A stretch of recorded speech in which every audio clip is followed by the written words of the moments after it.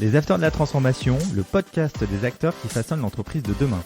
Un nouveau rendez-vous qui donne la parole aux dirigeants, présenté par Fanny Bourdin, une production Adéquancy. Bonjour et bienvenue dans ce nouvel épisode des Acteurs de la Transformation où nous allons parler de cybersécurité avec David Hofer. Bonjour. Bonjour.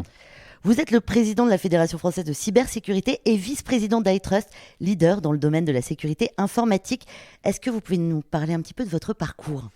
Oui, tout à fait. Donc effectivement, j'occupe les fonctions de vice-président et membre du board chez iTrust. Je suis également président de la Fédération française de la cybersécurité. Donc moi, j'ai débuté ma carrière dans les technologies et en parallèle dans la finance, puisque je me suis occupé très rapidement non seulement de technologie et de ce qu'on appelait à l'époque de la sécurité informatique dans mes premiers jobs. Et puis, j'ai évolué vers des fonctions plutôt business avec du management de rachat d'entreprise, de retournement, d'accompagnement de la croissance, mais toujours sur des sujets de technologie, mais toujours en lien avec la sécurité informatique qu'on appelle aujourd'hui donc la cybersécurité.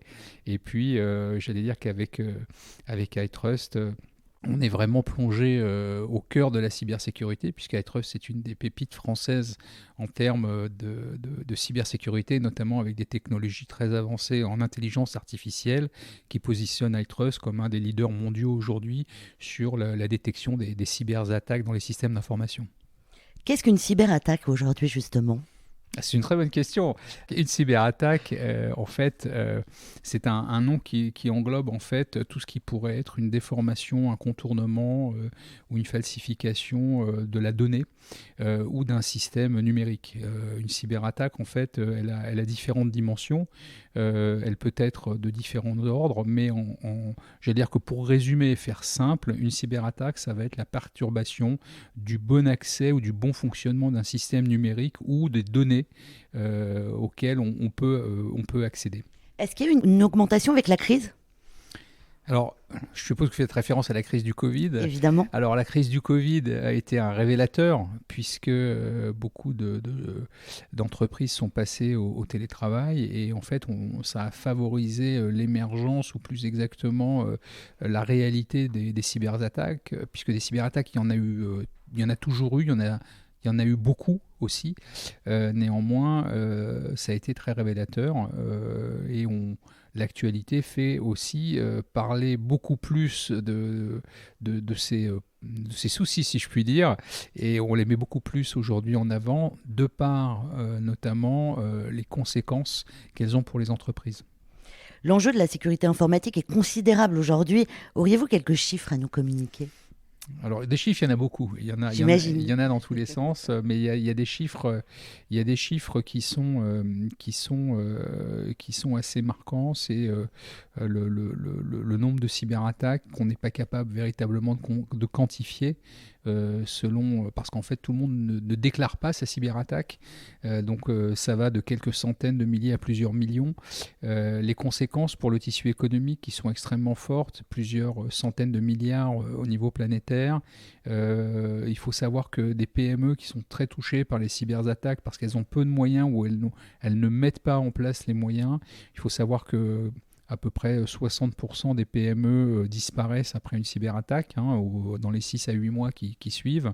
Donc en fait, c'est très conséquent.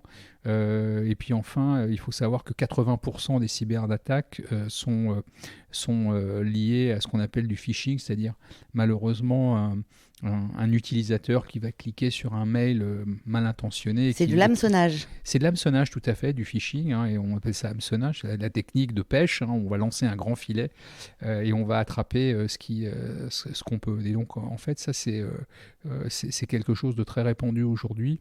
Et dans les différentes typologies de cyberattaques, en fait, on va rencontrer essentiellement aujourd'hui cette technique quand on parle véritablement de cyberattaques dans les entreprises. Comment accompagner les entreprises aujourd'hui afin qu'elles se défendent de ces cyberattaques ? Alors, il y a tout un tas de guides, qu'on appelle pour certains des guides d'hygiène informatique qui permettent d'accompagner les entreprises sur les mesures préventives, parce que la cybersécurité, ça commence par la cyberdéfense, ça commence par la prévention. Donc déjà, il faut pouvoir être en mesure d'avoir une connaissance des mesures préventives à mettre en place. C'est pas forcément onéreux au départ, c'est pas forcément compliqué. En revanche, ce qu'il faut, c'est en avoir conscience. C'est un des enjeux qu'on a en France, notamment auprès des PME. On a énormément aujourd'hui de PME dont les dirigeants n'ont pas forcément conscience du danger que ça représente. Alors quand on parle de cyberattaque, on dit oui, on est au courant, on sait, c'est dangereux, c'est problématique, mais quand on pose la question concrètement, est-ce que vous avez fait quelque chose dans votre entreprise ? Ah bah non, parce que vous comprenez, moi j'ai pas besoin, j'ai pas fait.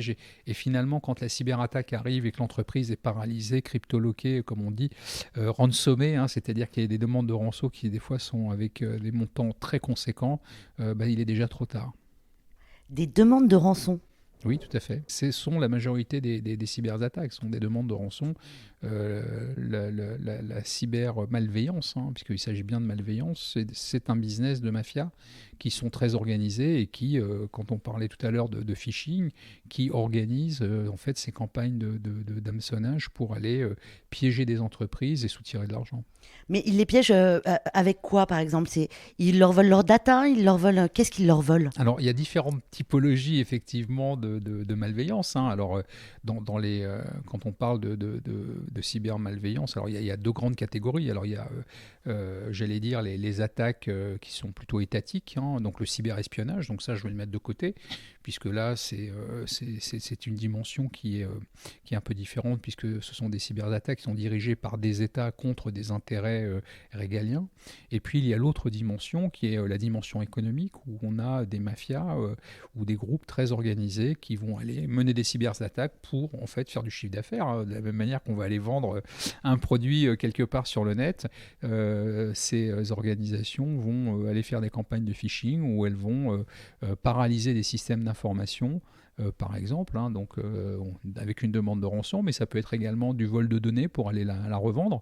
On sait que les données de carte bancaire, par exemple, sont très prisées, les données de santé sont très prisées, parce qu'elles sont très qualifiées, et on pose souvent la question, mais qu'est-ce que ça apporte finalement de voler la donnée? En fait, derrière, on peut mener, et on peut faire, quand on a des données qualifiées sur une personne, on peut mener tout un tas d'escroqueries en ouvrant des comptes avec des faux noms, avec des faux numéros de carte, on peut détourner des fonds, on peut faire transiter de l'argent. Enfin, il y a tout un mécanisme de fraude derrière, malveillant, qui est mis en place grâce à ces vols de données. Donc en fait, il y a différentes typologies, et ça va jusqu'à la malveillance, jusqu'à la destruction des données, puisque ça fait partie aussi, j'allais dire, de la palette d'horreur qu'on peut subir quand on est une entreprise. Et comment se prémunir d'une cyberattaque alors aujourd'hui?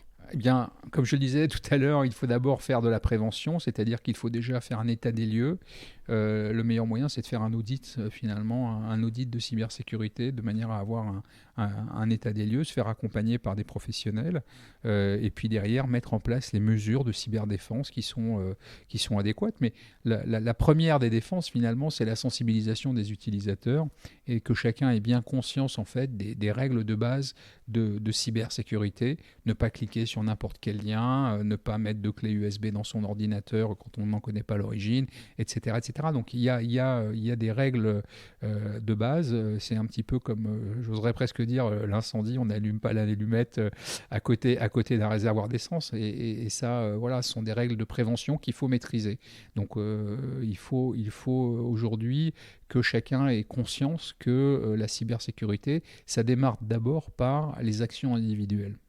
Monsieur le Président, quelle est votre action au sein de la Fédération française de cybersécurité? J'en suis le président, je la préside. Donc, c'est pour ça que je vous appelle Monsieur le Président. Oui, c'est gentil, mais bon, vous savez, je reste. Il faut rester assez distant vis-à-vis des titres. Au final, ce qui compte, c'est quand même le travail de terrain et la relation avec alors d'une part les adhérents.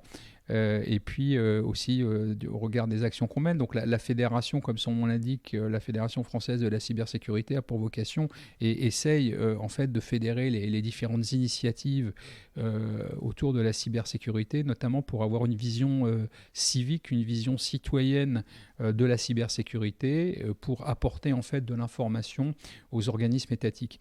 Donc on a de très belles organisations au niveau de l'État pour traiter la cybersécurité, mais il n'y avait pas jusqu'à présent une organisation civile, citoyenne, altruiste, si je puis dire, hein, qui ne fait pas de business, qui puisse en fait accompagner et avoir un regard un petit peu citoyen et civil sur cette partie cybersécurité. Donc c'est le rôle de la fédération qui a été créée à l'initiative d'élus, de collectivités, et dont j'ai eu l'immense honneur de présider à la première mandature. Voilà, et on essaie d'accompagner les services de l'État en apportant ce qu'on peut apporter.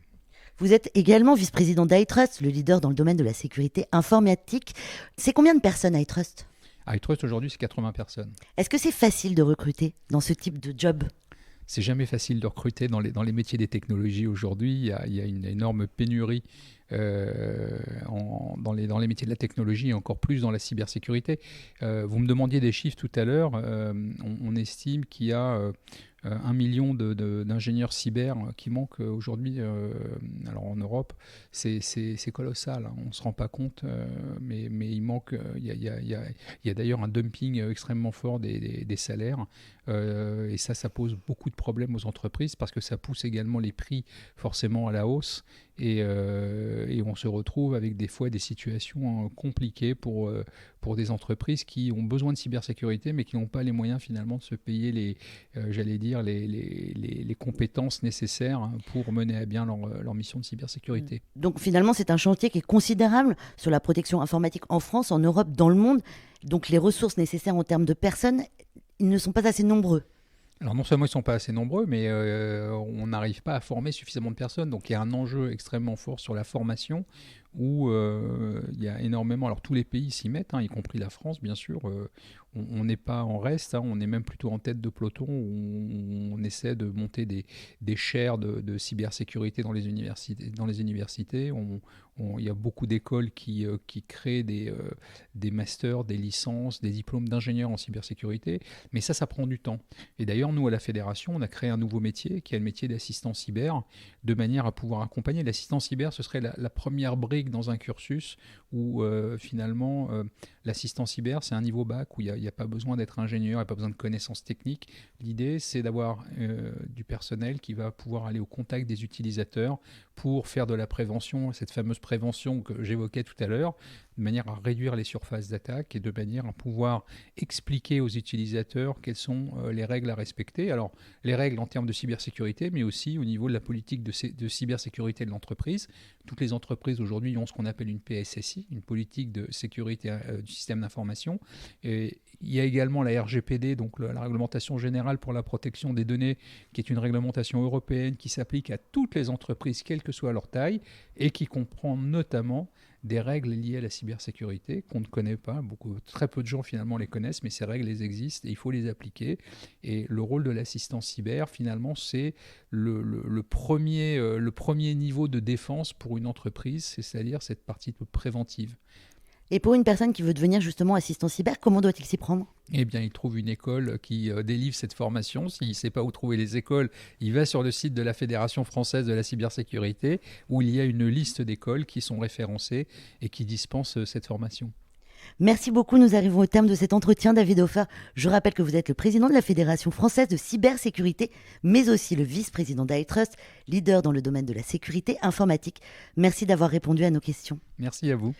Merci à vous tous et à toutes de nous avoir suivis. Retrouvez tous les épisodes des Afters de la Transformation sur les plateformes de podcast. On se retrouve la semaine prochaine. Les Afters de la Transformation, une émission à réécouter et à télécharger sur adconci.com et toutes les plateformes de podcast.